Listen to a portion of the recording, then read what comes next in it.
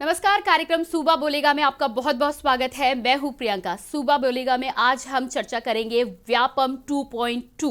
लेकिन इससे पहले आइए आपको लिए चलते हैं लखनऊ, जहां पर उत्तर प्रदेश के मुख्यमंत्री योगी आदित्यनाथ के अंदर खेतीबाड़ी से मुंह मोड़ रहे थे। उनके सामने प्लान की स्थिति थी।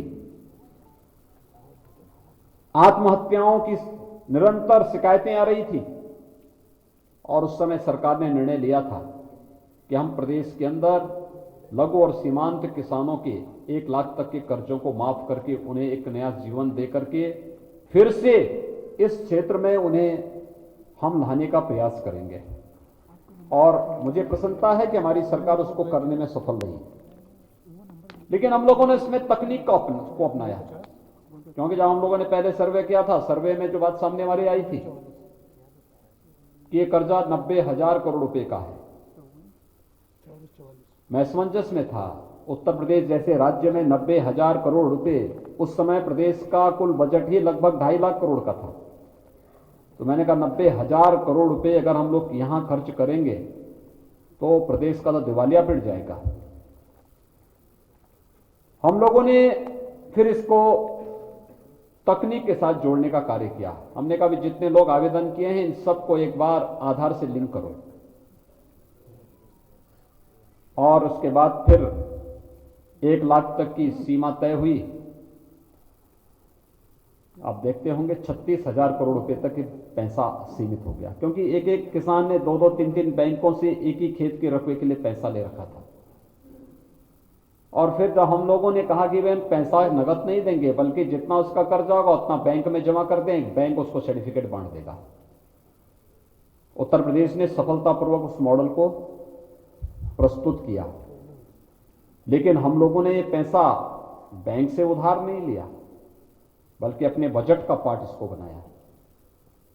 हमने प्रदेश की इनकम को बढ़ाया। आज उत्तर प्रदेश का बजट इस साल का आपने देखा होगा 5.5 लाख करोड़ रुपए का था। यानी 4 वर्ष में प्रदेश के बजट को हम लोग लगभग 3 गुना की ओर लेके गए हैं। 2 लाख करोड़ से बढ़ा करके आज 5.5 लाख करोड़ तक हम पहुंच गए हैं। कोविड-19 नहीं होता तो ये दायरा हमारा बढ़ता है। लेकिन बजट केवल बढ़ा देने से नहीं काम चलेगा, उसके लिए हमें प्रदेश की आय को भी बढ़ाना पड़ा। हर एक फील्ड में प्रदेश में राजस्व वसूली के भी लक्ष्य न केवल हर वर्ष बढ़ते गए, बल्कि उसको प्राप्त करने की दिशा में भी उसी प्रकार के प्रयास हुए। प्रदेश में पहले वर्ष हम लोग आए थे, वैट था, जीएसटी उसी वर्ष लागू हुआ था, कुल 49,000 करोड़ रुपए आता था। आज हम उसे 1 लाख करोड़ तक पहुंचा रहे हैं। अनुमान करिए आखिर ये जो 50,000 करोड़ का गैप है कहां जाता था? चोरी होता था। एक्साइज में प्रदेश को कुल 12,000 करोड़ मिलता था, आज हम 36,000 करोड़ रुपए ले रहे हैं।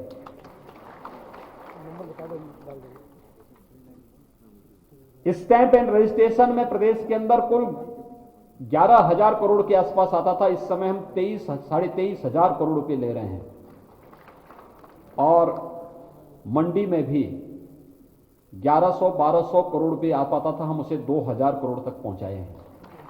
हर एक फील्ड में इनकम को बढ़ाया गया। जो पैसा इधर उधर जाता था, उस पैसे को हम लोगों ने राजस्व में प्रदेश के राजकोष में जमा करवाना प्रारंभ किया। उसका परिणाम था कि प्रदेश सरकार के पास पैसा है तो प्रदेश सरकार लोक कल्याण का कार्य भी कर रही है। प्रदेश सरकार अपने इंफ्रास्ट्रक्चर डेवलपमेंट के कार्यक्रमों को भी तेजी के साथ आगे बढ़ा रही है। प्रदेश सरकार बुनियादी सुविधाओं के लिए भी तेजी के साथ कार्यक्रमों को आगे बढ़ा रही है। और कोई फील्ड ऐसा नहीं है जिसमें हम लोगों ने पिछले 4 वर्ष के दौरान देश के अंदर अच्छे उदाहरण प्रस्तुत न किए हैं। उत्तर प्रदेश, मैं पहले दिन से कहता हूं कि यह व्यापक संभावनाओं वाला प्रदेश है। मैं पहले दिन से इस बात पर जोर देता रहा हूं। लोग कहते थे कि उत्तर प्रदेश देश का सबसे बड़ा राज्य है, कैसे चला पाएंगे? मैंने कहा नियत साफ होनी चाहिए और दृढ़ इच्छा शक्ति होनी चाहिए, प्रदेश चलेगा। और मैंने कहा चलेगा ही नहीं, दौड़ेगा भी। आज उत्तर प्रदेश, जिस उत्तर प्रदेश के बारे में कहा जाता था कि यहां निवेश नहीं हो सकता, जिस उत्तर प्रदेश के बारे में कहते थे कोई यहां आना ही नहीं चाहता है, दुनिया का कोई ऐसा निवेशक नहीं जो आज उत्तर प्रदेश में निवेश करने का इच्छुक न हो। पिछले 3 वर्ष के दौरान हम लोगों ने 3 लाख करोड़ रुपए से अधिक का निवेश प्रदेश में कराया और 35 लाख युवकों को उसके साथ सीधे नौकरी के साथ जोड़ने का काम किया है उत्तर प्रदेश के अंदर। हमने इसके लिए कार्य पद्धति में व्यापक सुधार किया, तकनीक को अपनाया, निवेश मित्र पोर्टल बनाया।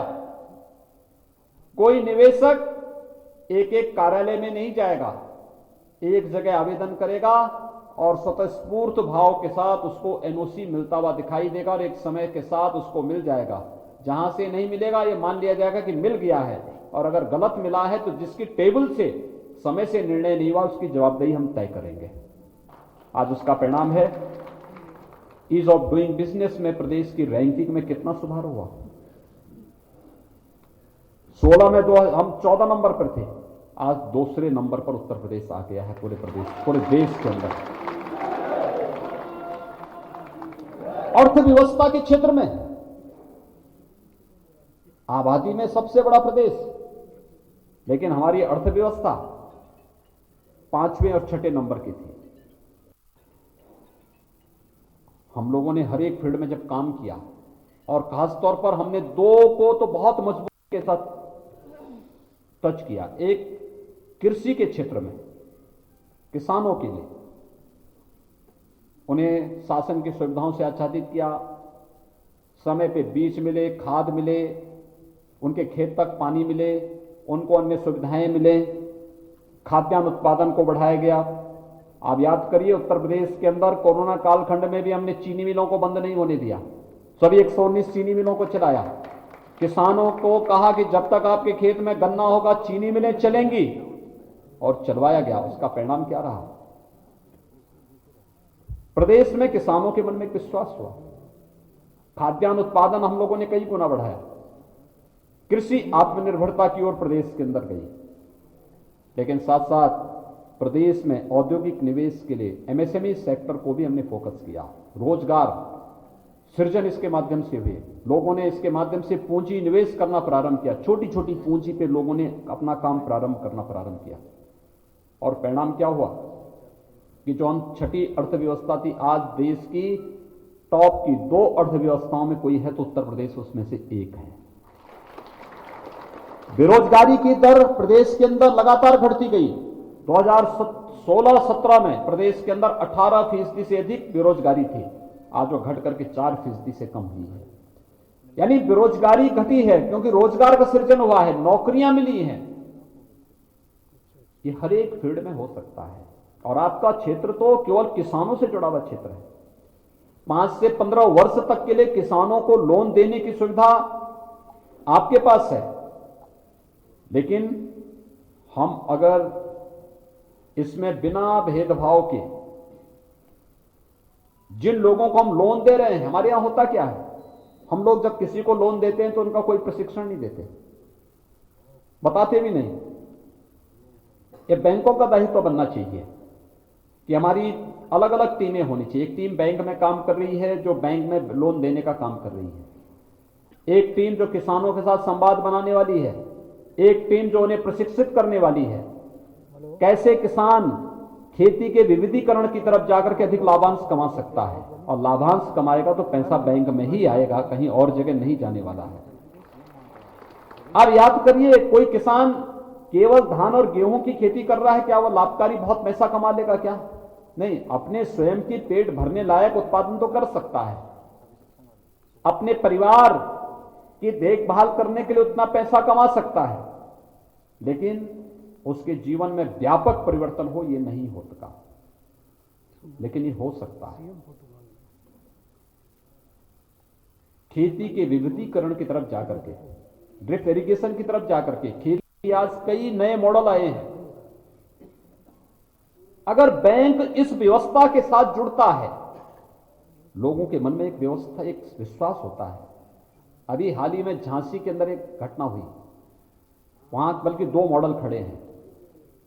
एक बलेनी मिल्क प्रोड्यूसर का 2019 में भारत सरकार के सहयोग से हम लोगों ने वहां पर महिला स्वयंसेवी समूह को दुग्ध उत्पादन के क्षेत्र में वहां पर एक समूह गठित करवाया। मैं स्वयं उसके उद्घाटन के लिए वहां गया था।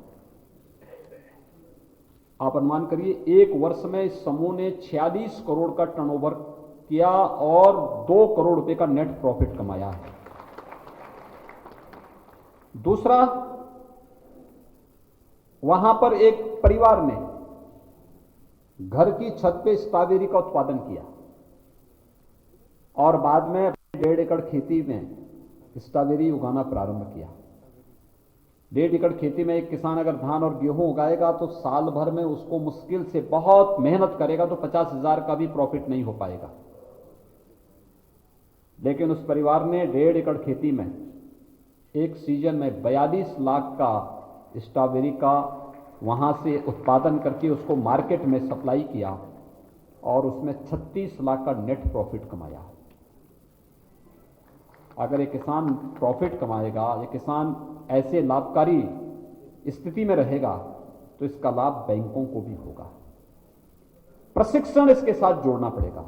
दूसरा, तकनीक के साथ जोड़ना पड़ेगा। तकनीक को अपनाइए। ये भ्रष्टाचार पर प्रहार का सबसे सशक्त माध्यम बन सकता है। अगर हम भ्रष्टाचार मुक्त व्यवस्था चाहते हैं तो तकनीक उसका एक बेहतरीन माध्यम बन सकता है और मुझे लगता है कि इस दिशा में और भी अच्छे प्रयास हो सकते हैं। बहुत सारे किसानों ने इस मामले में काम किया है। खेती के आधुनिक तौर तरीके, ड्रिप इरिगेशन में हम किसानों को प्रशिक्षित कर सकते हैं, शासन की योजनाओं के साथ उन्हें जोड़ सकते हैं। हम किसानों को और भी तरीके से बुंदेलखंड क्षेत्र को ही, जैसे हम लोगों ने कहा कि पूरे बुंदेलखंड को क्या हम प्राकृतिक खेती की तरफ ले जा सकते हैं। गौ आधारित खेती, जिसे आप जीरो बजट की खेती कहते हैं, ये गौ आधारित खेती किसान के जीवन में व्यापक परिवर्तन ला सकता है और गोवंश के संरक्षण में भी किसान को आगे बढ़ा सकता है। आस्था का भी सम्मान होगा, लेकिन साथ साथ किसान आत्मनिर्भरता के लक्ष्य को भी प्राप्त करेगा।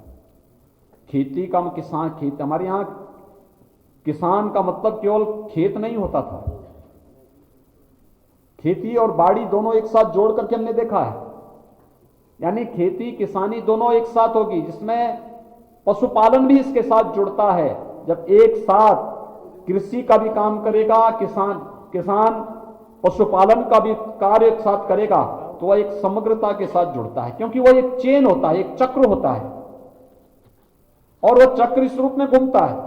खेत से जितना वेस्ट आएगा वह पशुओं का चारे के रूप में उपयोग होगा। पशुओं का जो वेस्ट होगा वो खेती में खाद का काम करेगा। एक चक्र है, एक दूसरे से घुमा हुआ है, जुड़ा हुआ है, लेकिन हमने दोनों को अलग अलग कर दिया है और उसका खामियाजा अंदर तक किसको भुगतना पड़ रहा है? किसान को भुगतना पड़ रहा है। वो कर्जदार होता जा रहा है, पलायन कर रहा है। उसको आधुनिक तकनीक और आधुनिक बीज हमने देने का प्रयास किया ही नहीं। ये जो स्थितियां हैं, इन स्थितियों के बारे में भी हमें विचार करना होगा और मुझे विश्वास है कि बैंक ने पिछले दिनों जो कार्य प्रारंभ किए हैं इसके बेहतर परिणाम सामने आएंगे और आने वाले समय में यह ग्रामीण अर्थव्यवस्था को एक नई ऊंचाइयां प्रदान करने में इसकी बहुत बड़ी भूमिका हो सकती है। मैं एक बार फिर से जो नवनिर्वाचित प्रतिनिधि हैं उत्तर प्रदेश सहकारी ग्राम्य विकास बैंक के, वे आज अपनी यहाँ पे सामान्य यानी जनरल बॉडी की इस बैठक में यहाँ पर उपस्थित हुए हैं। मैं उन सबको हृदय से चुने जाने के लिए बधाई देता हूँ, अपनी शुभकामनाएं देता हूँ और विश्वास व्यक्त करता हूँ कि शासन की मंशा के अनुरूप आप बेहतरीन प्रयास अपने स्तर पर करके अपने आप को और अपने चयन को यहां पर साबित करने का प्रयास करेंगे तो सरकार को भी प्रसन्नता होगी और सरकार भी बैंक के साथ जुड़ करके, सहकारी समितियों के साथ जुड़ करके ग्रामीण अर्थव्यवस्था को एक बार फिर से नई ऊंचाइयों तक पहुंचाने का कार्य करेगी। आपके इस पूरे अभियान के प्रति और 42वीं सामान्य निकाय बैठक के प्रति मेरी मंगलमय शुभकामनाएं। धन्यवाद। जय हिंद। बहुत बहुत धन्यवाद।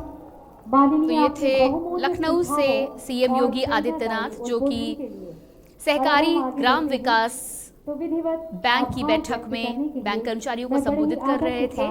सीएम योगी आदित्यनाथ ने कहा कि सहकारी ग्राम विकास बैंक अच्छा कार्य कर रहा है, इसमें और अधिक विकास की जरूरत है और सबसे बड़ी जरूरत यह है कि किसानों को जितना भी सहयोग दिया जा सकता है वो दिया जाए, ताकि उत्तर प्रदेश, जो कि पूरे देश में इकोनॉमी में दूसरे नंबर पर आ गया है, उसमें आगे विकास की ओर बढ़ा जा सके और ये सब एक साथ मिलकर ही संभव होगा।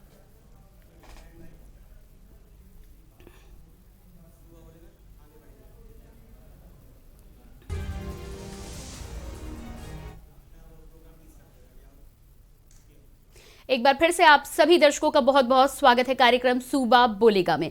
सूबा बोलेगा में आज हम चर्चा करने वाले हैं व्यापम 2.0। मध्य प्रदेश में व्यावसायिक शिक्षा मंडल द्वारा ली गई एक और परीक्षा संदेह के घेरे में आ गई है।